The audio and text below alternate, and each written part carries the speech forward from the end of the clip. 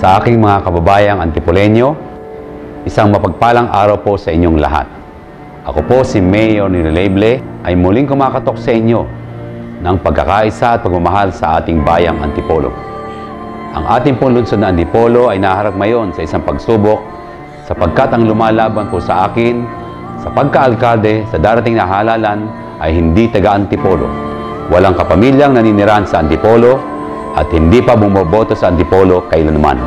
Dahil sa aking pagmamahal sa lungsod ng Antipolo at sa aking mga kababayan, ay kailangan kong tumakbong muli upang ipagpatuloy ko ang panunungkulang ipinagkatiwala sa akin para sa patuloy na kaunlaran ng ating bayan.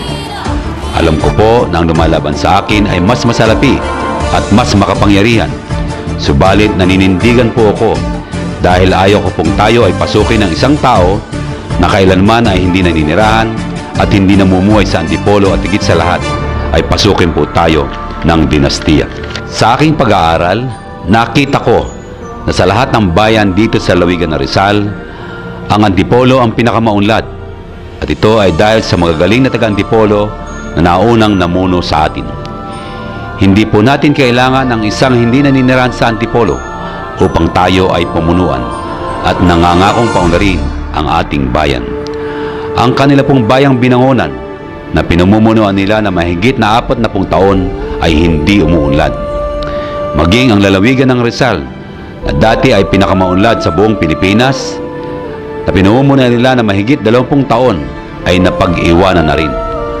Wala pa po silang napapatunayan sa Antipolo maliban sa covered courts, arko at waiting sheds na may nababasa na kanilang mga pangalan.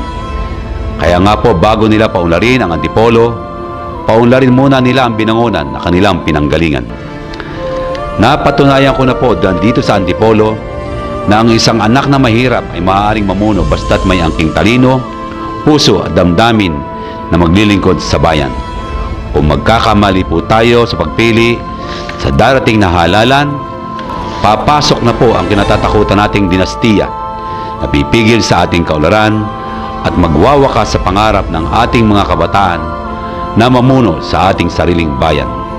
Alam po natin na magpapalitan na lamang sila sa posisyon gaya ng ginagawa nila sa binangonan at lalawigan ng Rizal. Kaya sa aking mga minamahal na kababayan, huwag sana po tayong pasisilaw sa ningning ng salapi at maniniwala sa kanilang mga pangako. Magkaisa po tayong manindigan upang huwag tayong pasukin ng mga gahaman sa kapangyarihan at higit sa lahat sa dinastiya. Huwag tayong papayag na tayo ay maging dayuhan sa ating sariling bayan. Naniniwala po ako sa gabay ng ating mahal na ina ng kapayapaan, mabuting paglalakbay, at sa tulong ng ating poong may kapal, atin ang tagumpay sa Mayo 13. Maraming salamat po at pagpalain po tayo ng poong may kapal.